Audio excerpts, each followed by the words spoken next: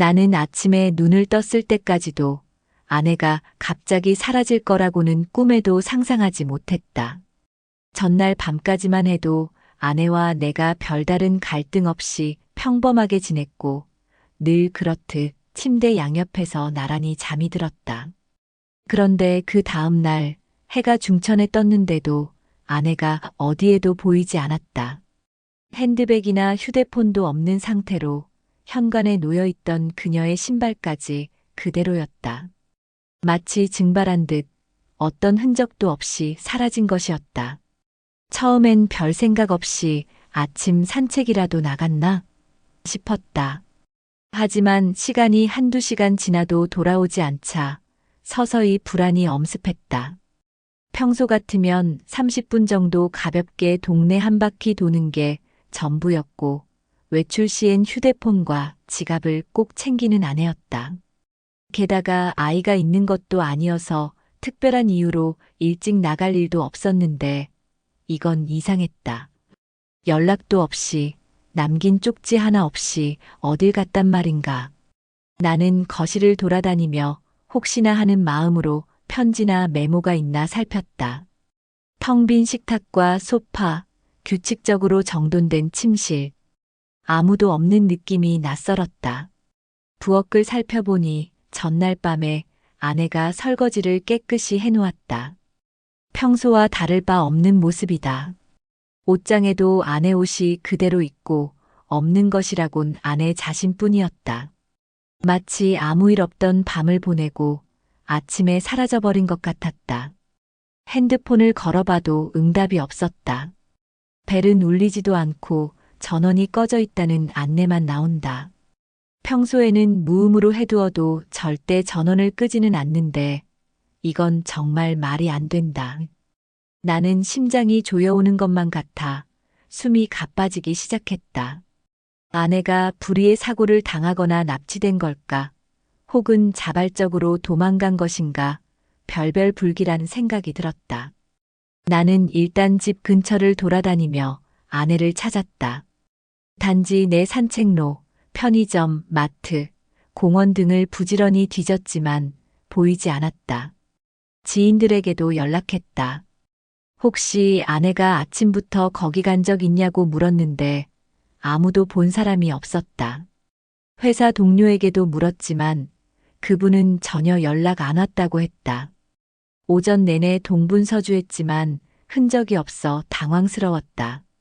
그러다 점심 무렵 정말 심장이 덜컥 내려앉는 기분으로 경찰에 신고를 해야 하나 고민했다. 결국 오후가 되자 나는 파출소에 갔다. 파출소 경찰은 실종 신고는 보통 24시간 지나야 적극 수사하지만 주변 CCTV 확인이나 접수는 해드릴 수 있다. 혹시 가출 가능성은 없습니까? 라고 물었다. 그 말에 당황해 가출이라뇨. 평소 우린 별 갈등이 없었어요. 아내가 핸드폰이 꺼져 있는 건 정말 이례적이죠. 혹시 사고 난 건 아닐까요? 라고 울먹였다. 경찰은 형식적으로 접수만 한 뒤 우리가 할 수 있는 건 CCTV 확인 정도다. 특별한 단서는 없나? 라고 재차 물었다. 단서를 찾아야 했다. 평소 아내가 써둔 다이어리나 메모, 일정표가 있다면 뭔가 남겼을 수도 있지 않을까 싶었다. 집에 와서 아내의 서랍을 뒤졌다. 개인 노트, 메모, 필기도구, 잡다한 물건들이 뒤섞여 있었지만 별다른 사라지기 전에 신호 같은 건 찾기 힘들었다. 다만 낯선 영수증이 몇 장 나왔다. 의심스러운 상점에서 결제된 내역이 있었다. 은둔 카페 혹은 사고 싶었던 거라는 둥 애매모호한 메모만 적혀 있었다. 아내가 최근 어디 새로 생긴 카페에 다닌 건가 싶었다. 그리고 또 하나 비밀 창고라는 단어가 살짝 적혀 있어서 눈길이 끌렸다. 이게 뭘 의미하는지 알 수 없었다. 내가 아내와 10여 년을 함께 살았음에도 비밀 창고라는 말을 들은 적 없다. 나는 혹시나 하는 마음에 아내의 SNS 계정을 살펴보았다. 거기엔 별다른 글은 없고 주로 가족 사진이나 풍경 사진만 올리던 예전과 달리 최근 한두 달 동안 새로운 게시물이 없었다. 어쩐지 생각해보니 아내가 얼마 전부터 휴대폰을 바꾸고 SNS 활동이 줄었었다. 결혼 생활이 안정적이라 대수롭지 않게 보았지만 이게 무슨 의미가 있었던 걸까? 아내가 뭔가를 감추고 있었나? 그날 밤 부모님과 장인, 장모님께도 연락했다. 두 어르신 집을 찾아갔는지도 혹시 다른 가족에게 언지를 줬는지도 물었지만 모두 못 봤다. 연락도 없다며 의아해했다. 그렇게 한 번 더 파출소에 가서 실종 신고를 하려던 그때 경찰이 CCTV 잠깐 확인했는데 오늘 새벽 5시쯤 혼자 걸어 나가는 모습이 찍히긴 했다. 별 강압적인 흔적은 없다. 그냥 가방도 없이 나갔는데라 했다. 그게 끝이었다. 나는 제발 돌아와라고 마음속으로 외치며 뜬 눈으로 밤을 샜다. 다음 날부터 본격적으로 나는 주변을 탐문하기 시작했다. 같은 아파트 주민들에게 새벽에 아내를 본 적이 있는지 물었지만 대답은 대개 몰랐다 뿐이었다. 아파트 경비원에게 물어보니 오늘 새벽 5시 좀 넘어서 로비 카메라에 잡힌 것 같다. 밖으로 나가던데 따로 대화를 나누진 못했어요 라고 했다. 그 뒤 발걸음이 어디로 향했는지 불명이다. 차도 없어 걸어갔다면 골목이든 대로변이든 어딘가에 잔영상이 있을 텐데 CCTV가 비는 구간이 많았다. 결국 그 길이 끊겨버렸다. 도대체 왜 아내가 집을 떠나야 했을까? 만약 무슨 특별한 사정이 있었다면 나에게 말했을 텐데. 우리가 최근 다퉜나? 돌이켜보면 별다른 큰 싸움은 없었다. 사소한 의견 불일치가 있었지만 그것으로 아내가 가출할 정도였는지 의문이다. 혹시 아이에게 상처 주기 싫어 편지라도 남겼을까 싶어 책장과 옷장을 다시 뒤졌지만 편지는 발견되지 않았다. 그저 허무했다. 며칠간 휴가를 냈지만 행방의 실마리가 잡히지 않았다. 이러다 아내가 정말 영영 돌아오지 않을지도 모른다는 생각에 공황 상태가 됐다. 상상하기도 싫었지만 혹시 극단적 선택을 한 건 아닌가라는 불길한 예감도 스쳤다. 경찰이 별 사건성이 없다고 소극적이니 내가 직접 할 수 있는 건 사실 많지 않았다. SNS를 통해 아내를 찾는다는 글을 올리고 지역 커뮤니티에도 사연을 남겼다. 하지만 반응은 적었고 딱히 제보도 없었다. 그렇게 난감해하던 중 문득 아내 서랍 속에서 봤던 메모에 적힌 비밀 창고라는 단어가 떠올랐다. 아내는 과연 무슨 뜻으로 그렇게 적었을까? 혹시 그녀가 어딘가에 짐이나 물건을 보관했을 가능성이 있지 않을까 싶었다. 창고라는 말이 리터럴하게 창고를 의미하는 건지 은유적 표현인지는 알 수 없지만 궁금증이 커졌다. 혹시 아내가 숨겨놓은 별도의 공간이 있는 건 아닐까? 물론 이건 막연한 추측이었다. 그래도 뭔가 단서를 잡고 싶어 난 아내의 가방과 서랍, 옷 속 주머니 등을 꼼꼼히 뒤졌다. 실제로 큰 도움은 되지 않았다.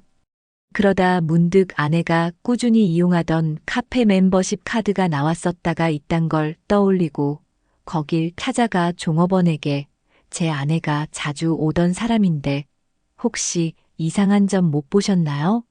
라고 물었다. 종업원이 아내분이 요즘은 어떤 서류나 물건을 자주 갖고 와서 정리하던 모습을 봤다. 외장하드도 꽂아서 뭔가를 열심히 확인하더라고 했다. 나는 무슨 내용이었는지 아시나요? 라고 물었더니 저희가 손님 노트북 화면까지 볼 수는 없지만 꽤 진지하게 뭔가를 조사하는 것 같았다고. 그럼 아내가 뭔가 준비하고 있던 건가? 어떤 계획 말이다. 혹시 사업이나 취업 준비? 아니, 내겐 전혀 말이 없었다. 내 머릿속에서 비밀 창고와 자료 조사라는 단어가 엮이기 시작했다. 아내가 혼자 몰래 뭔가 관련된 일을 했을 수도 있겠다는 생각에 집안 컴퓨터를 살펴봤지만 특별한 문서는 없었다. 하드 디스크를 복구해봐도 별 소득이 없었다. 그렇게 고민 중이던 어느 날 아주 사소한 것을 발견했다. 아내가 종종 사용하는 다이어리 뒷장에 영창고라고 구체적인 이름이 적힌 작은 낙서가 있었다. 그건 우리 동네 인근에 있는 도시형 창고 서비스 업체 이름이었다. 최근 유행하는 개인 보관 창고가 도심 곳곳에 생겨났는데 월 얼마를 내고 물건을 맡길 수 있는 곳이다. 내가 혹시 아내가 그 창고에 뭔가를 맡겼나? 라고 직감했다. 그리곤 곧장 그 업체를 찾아갔다. 다행히 명칭이 독특해 확인이 쉬웠다. 거기 직원에게 아내가 여기 창고를 빌린 것 같다. 이름이 이러이러한데 혹시 등록되어 있느냐고 묻자 직원은 개인정보라 알려주기 어렵다고 했다. 하지만 내가 실종된 가족을 찾고 있다. 경찰과 함께 확인해야 한다라며 절박하게 호소하자 직원이 어색하게 잠시만요라며 안으로 들어갔다. 그리고 약간 망설이더니 네, 김오호안의 이름이라는 분이 한 달 전쯤 작은 창고를 빌렸고 열쇠를 직접 가져갔습니다. 근데 무슨 일이죠? 라고 물었다. 내 심장이 두근거렸다.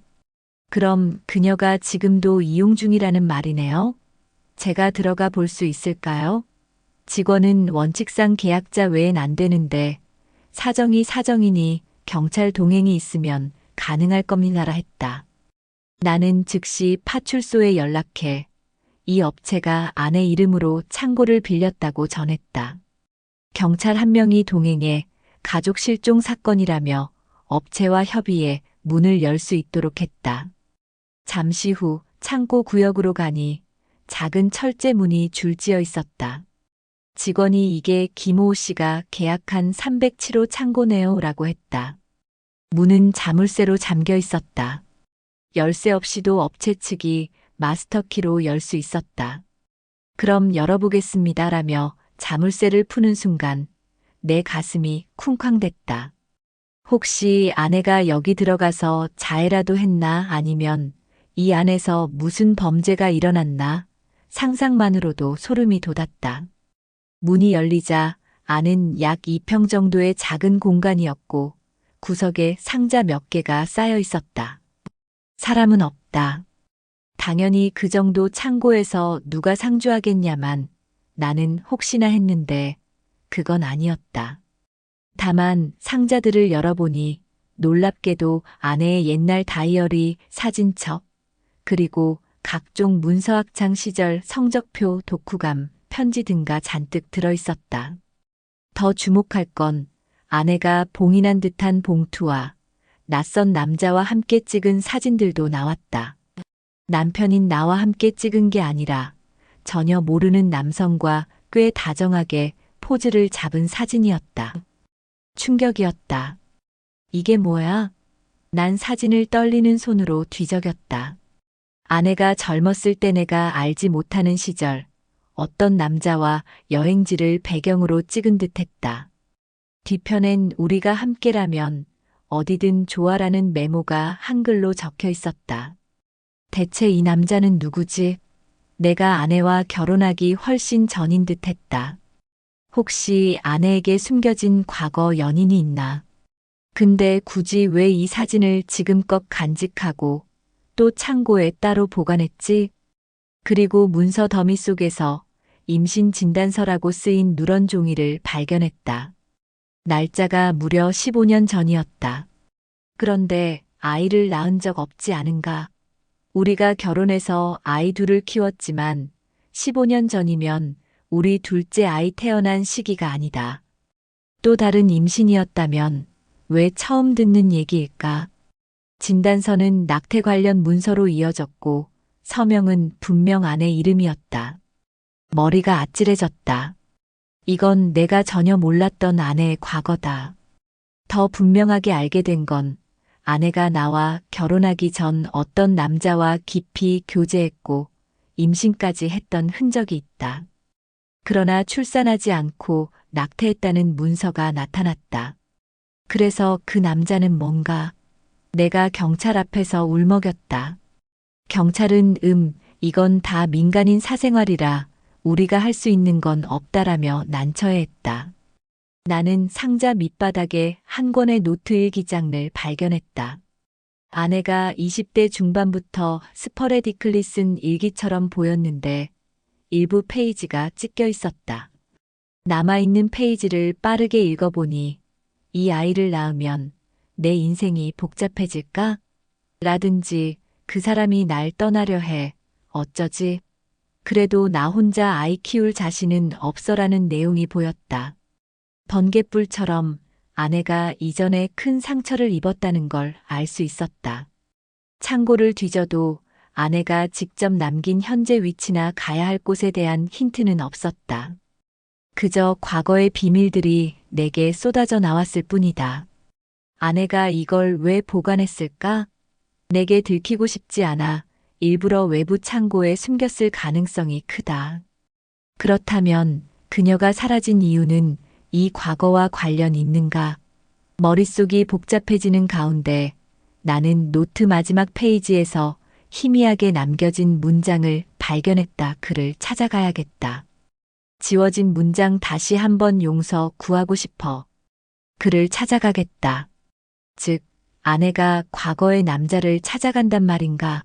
한편으론 그 사람이 누구인지 너무 궁금했다. 노트에는 이름만 민우가명라고 적혀 있었고 별다른 정보는 없었다. 난 내 모든 지인 중에 그런 이름의 남자가 있는지 떠올렸지만 생각나는 사람이 없었다. 그렇게 찾아다니기가 막막한 가운데 한 장의 영수증이 떨어졌다. 2주 전 발급된 버스 티켓 영수증이었다. 목적지는 바로 모 산사.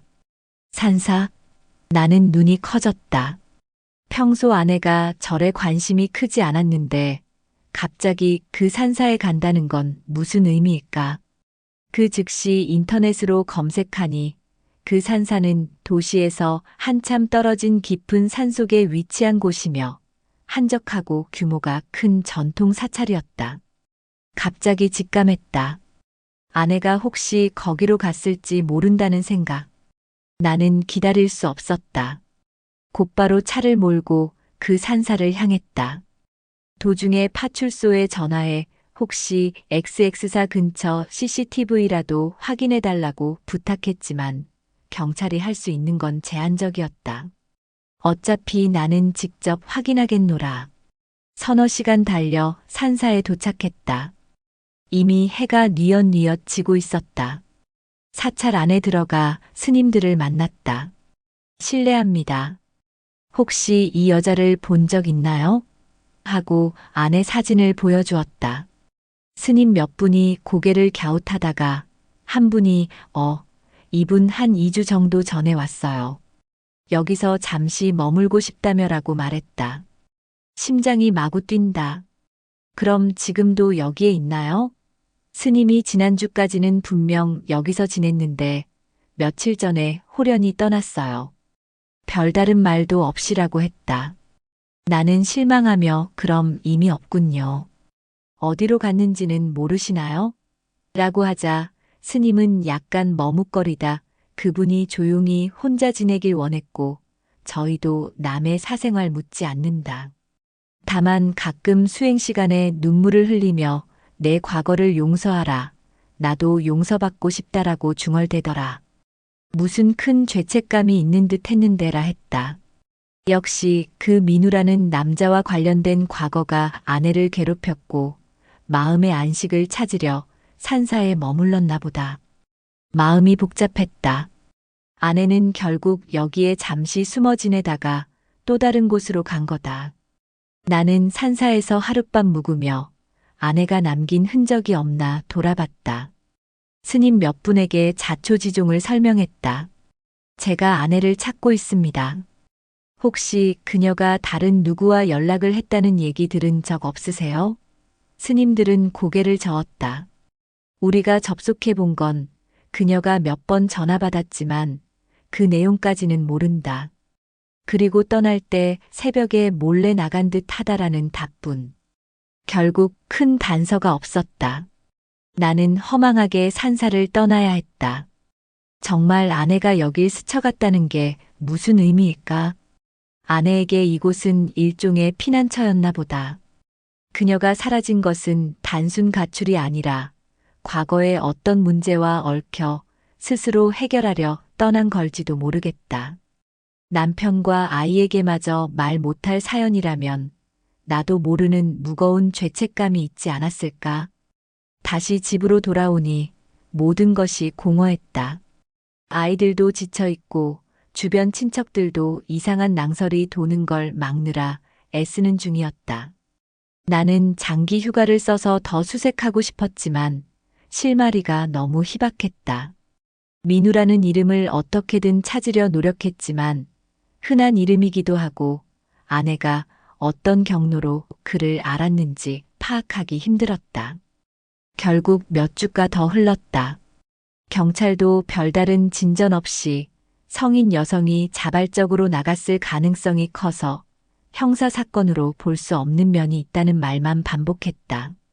집에서 아내의 자리는 텅 빈 채 난 매일 우울증에 가까워졌다. 대체 어디 있는 걸까? 혹시 죽은 건 아닐까라는 절망감에 시달렸다.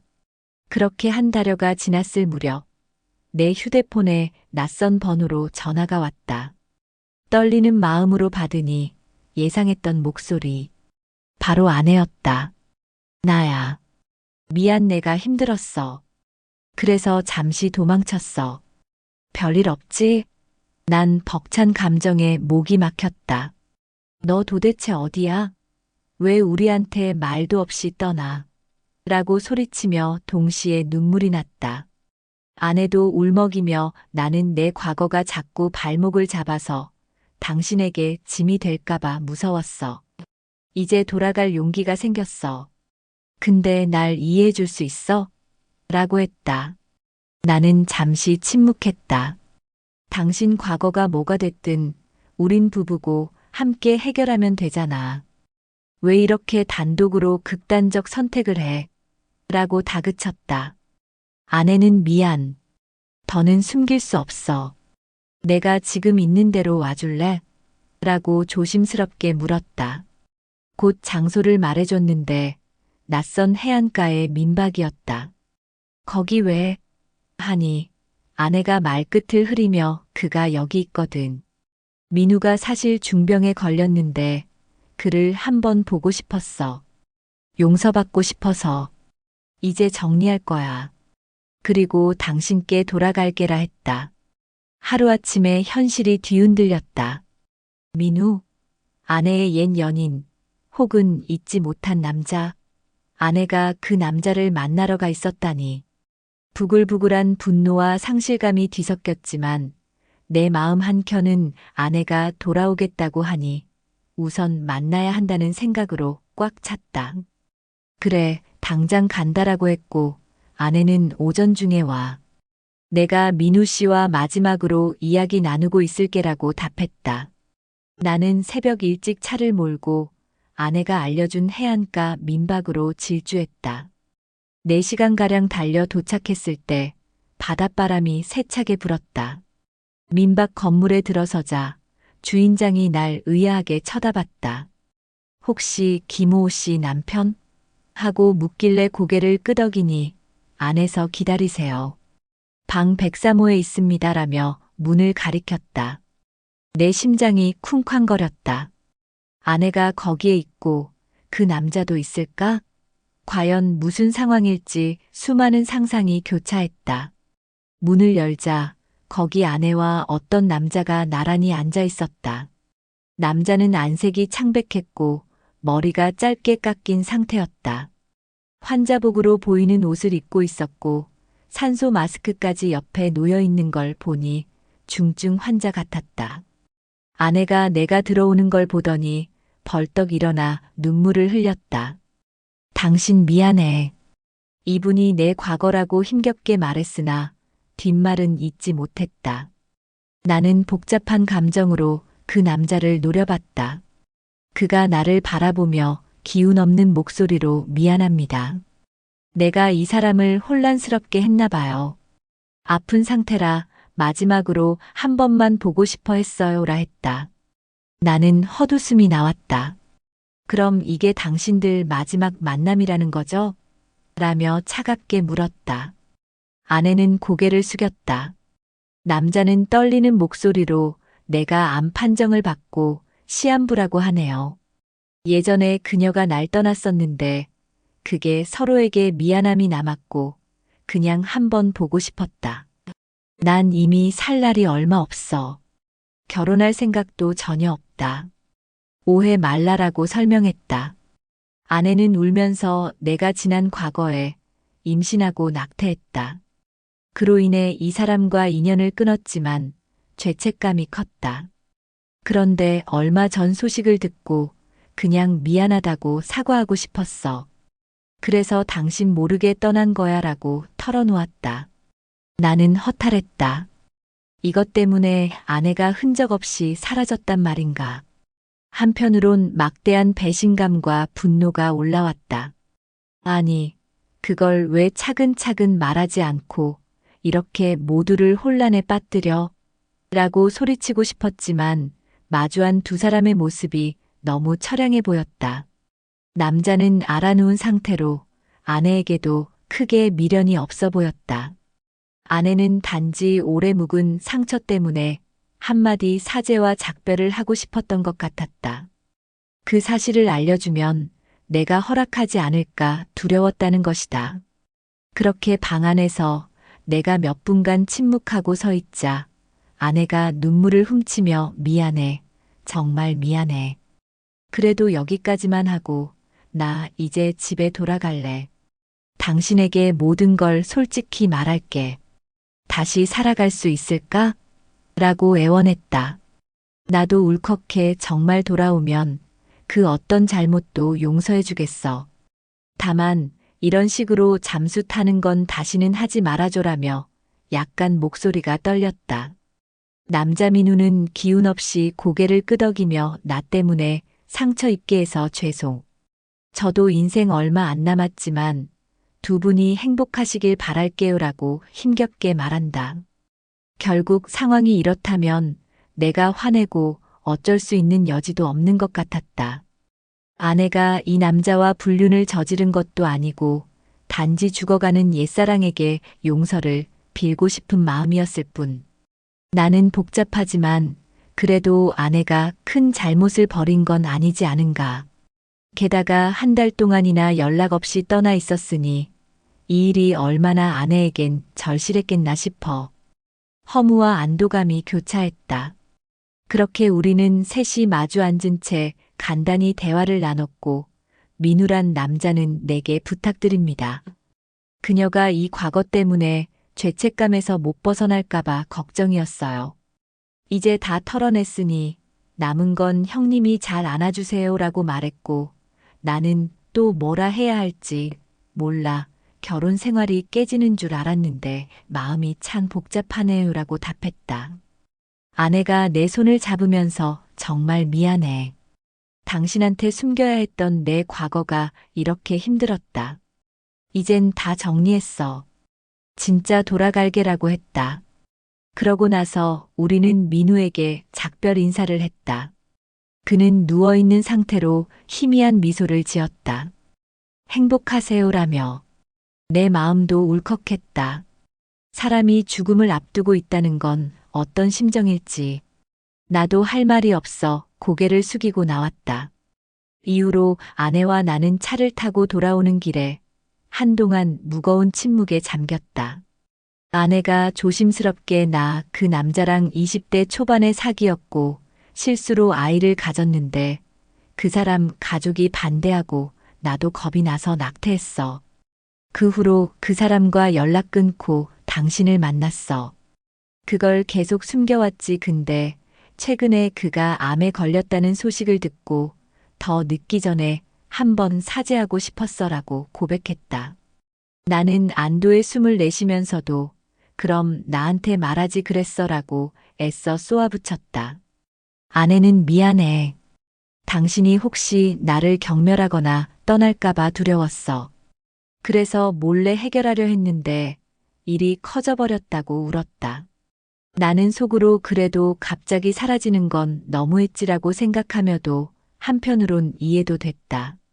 아내가 그토록 괴로웠다면 말 못할 사연이 있었으니 집으로 돌아와 아이들이 놀라며 엄마, 어디 갔었어요? 라며 울먹였지만 아내가 다정히 달래며 미안해, 많이 걱정했지.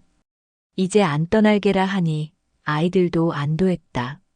아내는 몇 차례에 걸쳐 나와 아이에게 과거 사연을 솔직히 털어놓았다. 그 낙태로 인한 상처가 평생 짐이 됐고 이번에 옛 남자가 시한부라는 소식을 듣고 감정이 폭발해 갑자기 도망치듯 그를 찾으러 갔다는 것이다. 나는 속상했지만 그나마 어느 정도 납득이 갔다. 이 사람이 일부러 우릴 버리려 했던 건 아니구나.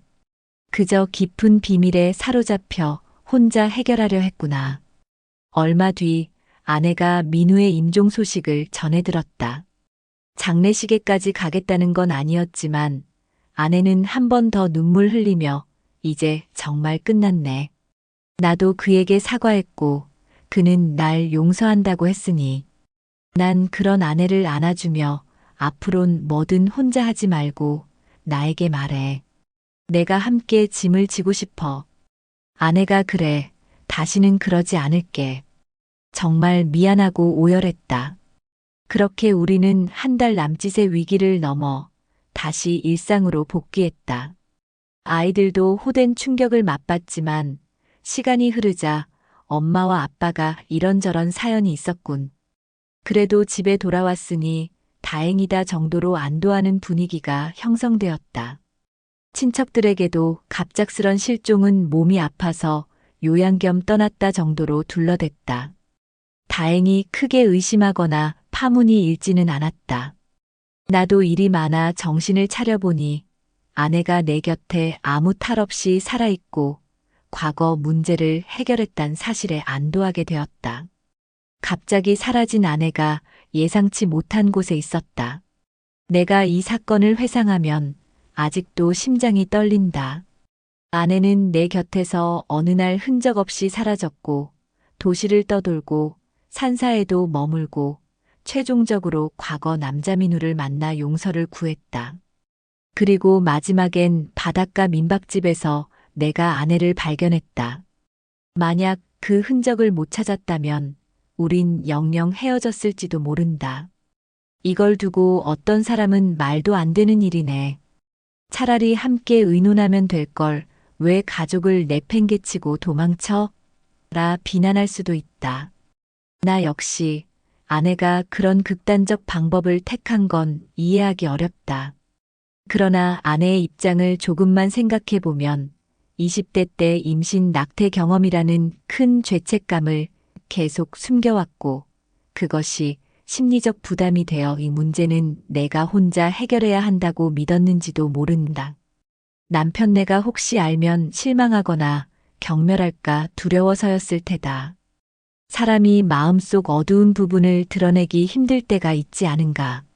결국 이 사건을 통해 우리의 결혼은 전보다 한층 단단해졌다고 말할 수도 있다. 아이러니하지만 아내가 사라졌다 돌아온 뒤로 우린 서로 모든 면을 공유하자는 약속을 했다. 내게 말하지 못할 불안감이 있으면 어떤 식으로든 표현해달라 했고 나도 아내에게 감정적 안정감을 주려 노력했다.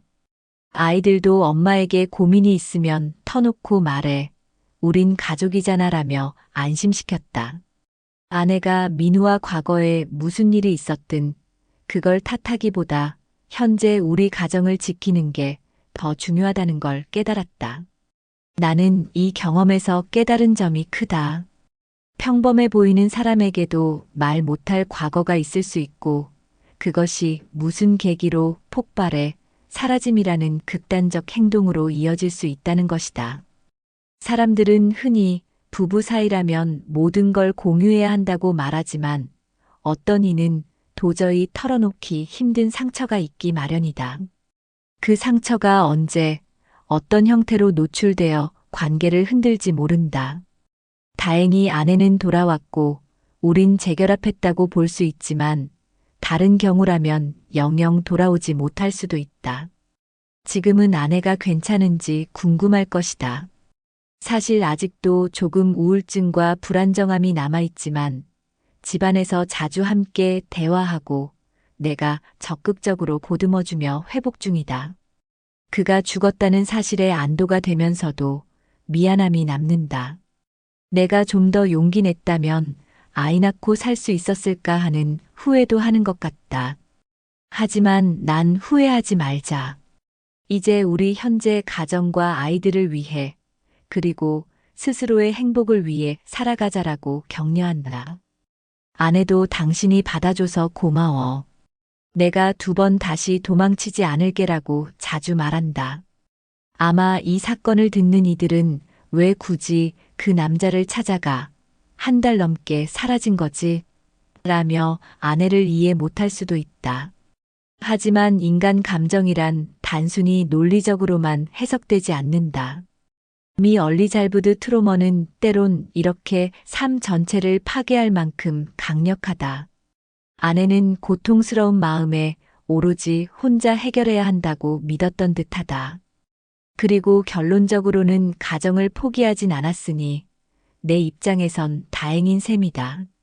마지막으로 이 이야기를 통해 나는 전하고 싶다. 가족이 사라지는 일은 결코 드라마 속에서만 벌어지는 게 아니다. 내가 살면서 상상도 못한 상황이 내 앞에 닥쳤고 그 실종의 이유가 외도나 범죄가 아니라 의외로 과거의 상처와 죄책감 때문이었다는 점이 놀라웠다. 우리는 종종 다른 이유로 사람을 의심하지만 때론 자기 내면의 어둠을 숨기려다 돌연 사라지기도 하는 것이다. 그리고 아내가 예상치 못한 옛사랑의 임종 곁에서 발견되었다는 사실이 내겐 큰 충격이자 삶의 교훈이었다. 과거란 결코 완전히 묻히지 않고 언젠가 현재에 영향 미친다. 아내도 결국 그 짐에 눌려 자기 삶이 송두리째 흔들렸다. 나는 이제 그와 함께 이 짐을 나눠지고 새로운 미래로 가야 한다. 다행스럽게도 우리는 완전한 재기의 가능성을 봤다. 만약 아내가 돌아오지 않았다면 이 이야기는 처참한 결말로 끝났겠지. 그나마 희망적인 건 아내가 자신을 올가맨 과거를 어느 정도 해소하고 돌아왔다는 점이다. 이제 우린 더 솔직한 태도로 서로 마주하며 진정한 의미의 소통을 시작했다. 나는 과거의 민우도 아내가 저지른 낙태도 그로 인한 죄책감도 받아들일 용의가 있다. 사랑한다면 그럴 수밖에 없지 않나. 시간이 걸리겠지만 이 사건은 부부로서 성장할 기회가 될 수도 있다. 이상으로 갑자기 사라진 아내가 예상치 못한 곳에 있었다는 주제로 내 경험을 풀어냈다. 아내는 갑자기 사라졌고 난 그녀를 찾으려 혈안이 됐지만 결국 그녀가 있던 곳은 옛사랑의 마지막 곁이었다. 우리가 상상도 못한 이유로 아내가 떠나 있었다. 파국으로 치달을 뻔했지만 마지막 순간에 전화 한 통과 용기 있는 고백으로 아내는 다시금 내 품으로 돌아왔다. 그리고 난 이 교훈을 오래 간직하려 한다. 사랑하는 사람일수록 숨겨진 상처나 과거를 함께 나누고 치유해야 한다.